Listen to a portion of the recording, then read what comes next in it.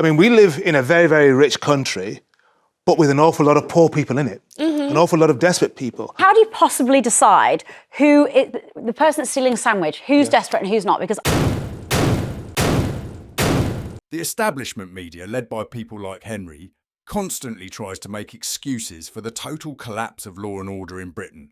They want you to believe every criminal is a desperate saint. But in this video, you're going to watch as a commentator on the Jeremy Vine show single-handedly destroyed Henry's entire woke argument with a simple observation. If you want to see more videos like this, hit the like and subscribe button and don't forget to ring the notification bell so you don't miss a thing. Now let's watch this together and then I'll share my thoughts at the end. it's never okay. I think people are sick and tired of seeing this this shoplifting that's now so common, and it's done because there's absolutely no punishment. I've seen video. I mean, I think everybody's seen videos of people online walking into shops with duffel bags and filling them up full of booze, meat, cosmetics, baby formula. And what happens is they're organised gangs that do this. They've got absolutely no regard for the security because they know that the security aren't going to do anything. It's not worth their life and their safety, which is fair enough. But importantly, that it's the police that aren't doing anything. You know, there's now police attendance is down to 22%. That's the likelihood of the police attending the crime of shoplifting. You know, rather than back in 2013, not that long ago, it was at 72%. So with no risk to these shoplifters, there's no deterrent.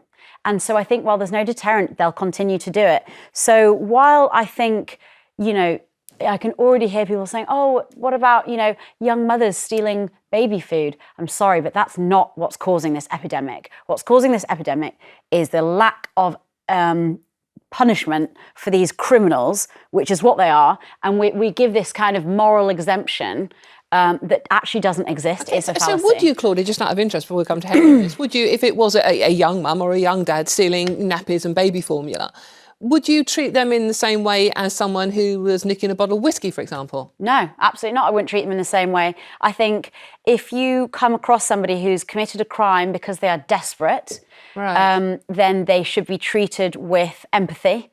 And their situation should be considered in their punishment, but they do still know they're committing a crime, and there are other safety nets for those people. So I wouldn't treat them the same, but they are still committing a crime, but they should be dealt with sensitively, with respect and empathy, unlike the criminals. All right, but Henry, the law is the law. It is, regardless of the police getting involved or not. We know they can't most of the time because they just don't have enough police officers, but it is still a crime. It is illegal to shoplift. So surely everybody who shoplifts should be treated the same, whether that's a nappy or a bottle of whiskey. No, you can't treat the person stealing a baby formula or a sandwich because they're desperate the same as somebody who, as I saw in my local shop in Brixton, trying to nick an £80 steak, or somebody else trying to steal 4 bottles of wine. I mean, we live in a very, very rich country, but with an awful lot of poor people in it, an awful lot of desperate people, an awful lot of addicted people, an awful lot of people who slip through the proverbial safety net. We have to work out what to do with those people. And if we can't throw them all in prison, we can't have the police turn up to every single incident of this because we don't have enough police to do the jobs we want them to do at the moment. How do you possibly decide the person that's stealing a sandwich, who's desperate and who's not? Because I've been in a bakery, a high street chain, and I was in there buying something for lunch, and a man walked in, he picked up a sandwich, a pack of crisps and a tin of Coke and just walked out. And I said to the person behind the till, did you see that? And they said, oh yeah, it happens all the time. They just come in and take what they want. Yeah, I mean, because they know that we're not going to follow them. There's only one person on the till and they just shrug their shoulders. And of course, you're not going to expect them to run down the street. But then say the police come, or say they got caught because they're on camera and they've been shoplifting from other places, and they get hauled in front of a judge and they say, but I was desperate, I was hungry. Okay, Henry, I was hungry. But the person that you saw, leniency. How did they look? Did they look drug addicted? Did they look destroyed? No, it was a young lad in a tracksuit with an iPhone, with his AirPods in. Right. But I would treat him differently from the person I'm talking about. That is how easily the entire woke excuse-making narrative collapses the moment it hits reality. Henry and those like him are so invested in their moral superiority, in making you feel guilty for wanting safe streets, that they will literally invent a backstory of hardship for a thief who is walking around with an iPhone and AirPods. This isn't desperation, it is contempt. Contempt for the law, contempt for the shopkeepers, and contempt for you, the taxpayer, who has to clean up the shambles. Why did Henry push so hard on the desperate line?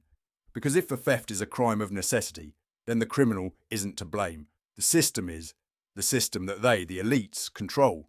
It gives them moral cover and lets them avoid the simple truth. There is no punishment because our government has allowed police attendance to drop to 22%, creating a zero consequence culture.